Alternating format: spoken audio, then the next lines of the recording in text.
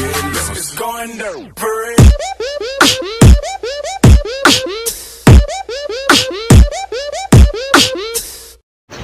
Bismillahirrahmanirrahim. Assalamualaikum warahmatullahi wabarakatuh. Halo teman-teman, apa kabar semuanya? Pada video sebelumnya, kita sudah membahas tentang konsep bilangan bulat. Pada kesempatan kali ini, kita akan membahas tentang operasi pada bilangan bulat. Nah, pada operasi bilangan bulat, yang pertama kita akan bahas operasi penjumlahan dan pengurangan. Nah, di sini saya akan menganalogikan klub sepak bola. Nah, jika kita dapat keterangan di sini, kalau kita mendapat, maka nilainya akan positif. Jika kita melepas, maka lambangnya negatif. Jika kita bagus, maka lambangnya positif. Jika kita buruk, maka lambangnya negatif. Nah, kita dapat 4 kondisi di sini. Jika mendapat satu pemain bagus, berarti dapat tadi lambangnya positif. Bagus, lambangnya positif. Berarti positif 1. Nah, maka performanya akan naik. Nah, kalau performa naik akan berdampak bagus. Nah, bagus itu nilainya positif. Karena performa yang naik, maka dampaknya bagus. Nah, kondisi kedua, mendapat satu pemain buruk. Nah, mendapat tadi lambangnya positif, buruk lambangnya negatif. Kalau mendapat satu pemain buruk, maka positif negatif 1. Dan dampak ke klubnya akan performanya turun. Kalau performanya turun, berarti dia dampaknya buruk. Buruk lambangnya negatif. Iya dong, buruk dong. Masa kalau performanya turun, kita dampaknya bagus, pasti dampaknya buruk. Nah, kemudian melepas satu pemain bagus. Tadi melepas, di sini keterangannya tandanya negatif. Bagus lambangnya atau tandanya positif. Kalau melepas satu pemain bagus, maka negatif positif 1. Kalau kita melepas satu pemain bagus nih, kita lepas, kita buang, maka dampaknya performanya akan turun dalam klub sepak bola itu. Nah, kalau performanya turun, pasti bakal berdampak buruk. Buruk, lambangnya negatif. Berarti dia negatif. Kemudian yang terakhir, melepas satu pemain buruk. Nah, tadi melepas tandanya negatif, buruk tandanya juga negatif, berarti negatif 1. Nah, kalau kita melepas satu pemain buruk, maka performanya akan naik karena pemain buruknya kita buang. Performanya akan naik. Nah, kalau performanya naik, dia akan berdampak bagus. Nah, bagus tandanya positif. Jadi dapat disimpulkan bahwa positif ketemu positif akan menghasilkan positif. Positif bertemu dengan negatif akan menghasilkan negatif. Negatif bertemu dengan positif akan menghasilkan negatif. Negatif bertemu dengan negatif akan menghasilkan positif. Nah, begitu juga kalau misalnya pelatih. Kalau tadi pemain kan nilainya 1. Nah, coba kalau kita pelatih, dia nilainya 2. Dengan konsep dan keterangan yang sama kayak tadi, yaitu dapat positif, lepas negatif, bagus positif, buruk negatif. Nah, kalau kita mendapat satu pelatih bagus, berarti satu pelatih itu kita analogikan poinnya 2. Kalau tadi pemain kan 1, kalau pelatih 2. Nah, kalau dapat 1 pelatih bagus, berarti mendapat itu positif, bagus itu positif. Sama kayak tadi konsepnya berarti positif, positif 2. Nah, kalau kita dapat pelatih bagus, pasti performanya juga akan naik kan? Nah, sedangkan kalau kita mendapat pelatih buruk, maka performanya akan turun. Sama seperti konsep yang tadi. Nah, kenapa saya pakai konsep pelatih dan pemain?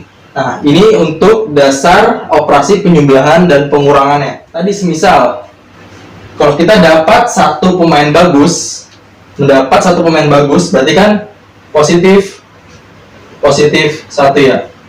Nah, kemudian, tapi kita mendapat 1 pelatih buruk, berarti positif negatif 2.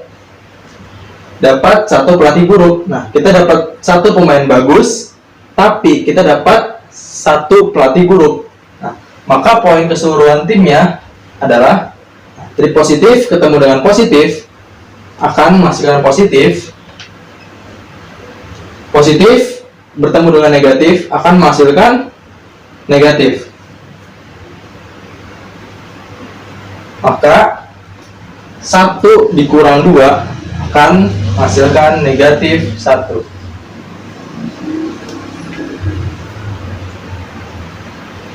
Begitupun semisal kita melepas 1 pemain bagus. Tadi melepas 1 pemain bagus kan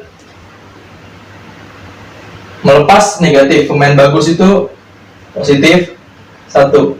Nah, tapi kita juga melepas 1 pelatih buruk. Pelatih buruk tadi lambangnya negatif 2. Negatif 2. Sama dengan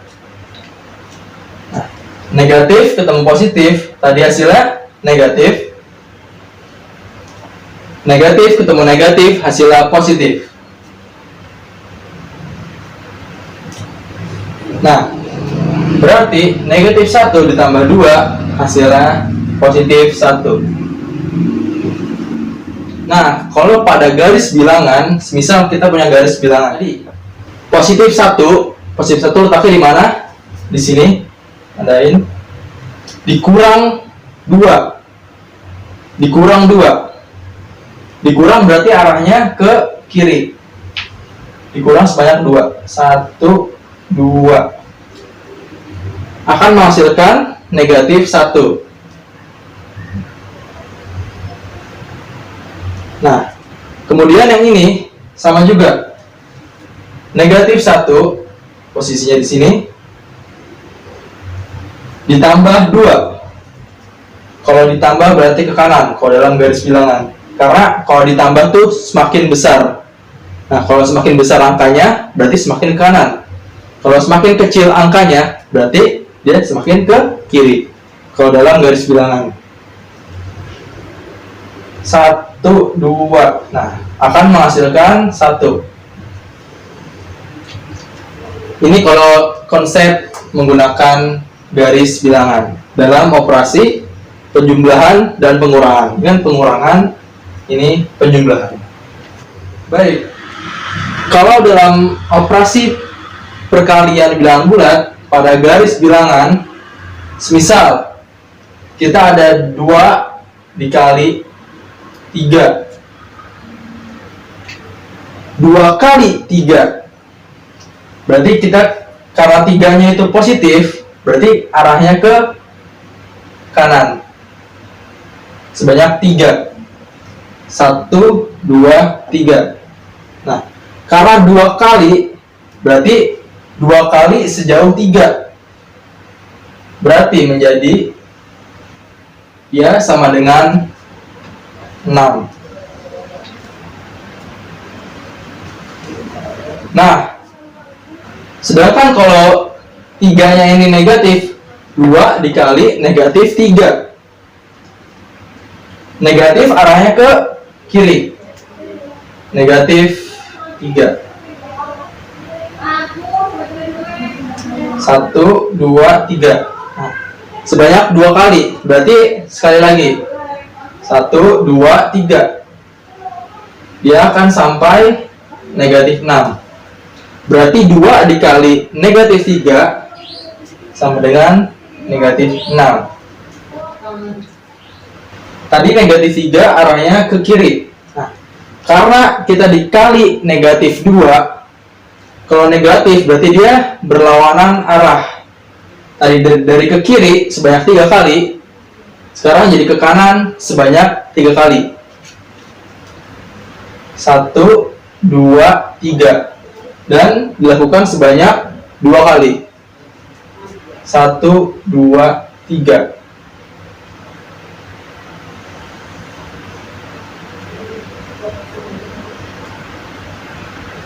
Berarti negatif 2 dikali negatif 3 hasilnya positif 6. Bagaimana kalau negatif 2 dikali positif 3? Nah, positif 3 arahnya ke sebelah kanan. Tapi karena dikali negatif 2, maka dia akan berlawanan arah. Karena kalau negatif dia akan berlawanan arah. Berarti hasilnya negatif 6. Baik, dari sini dapat disimpulkan bahwa positif dikali positif dia akan menghasilkan positif. Positif dikali negatif akan menghasilkan negatif. Negatif dikali positif akan menghasilkan negatif. Dan negatif dikali negatif akan menghasilkan positif. Nah, pada sifat komutatif, dia juga berlaku perkalian. A dikali B sama dengan B dikali A. Coba kita ganti tanda positifnya, tanda penjumlahannya dengan tanda perkalian.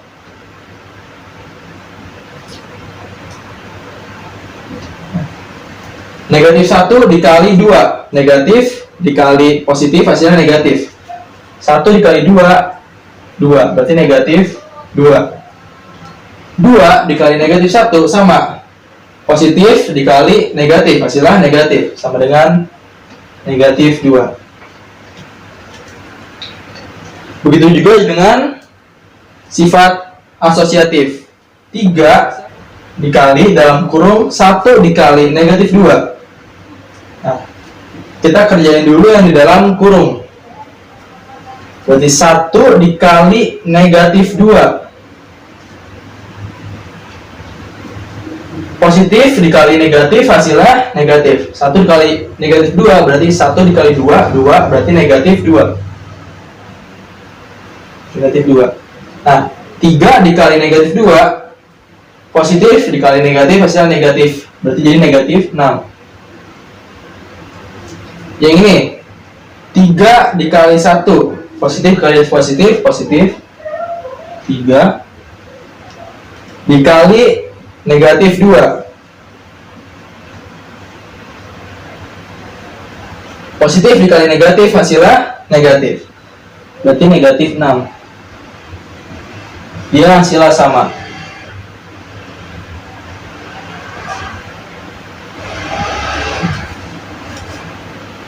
Berarti sifat komutatif dan sifat asosiatif dia berlaku pada penjumlahan bilangan bulat dan perkalian bilangan bulat.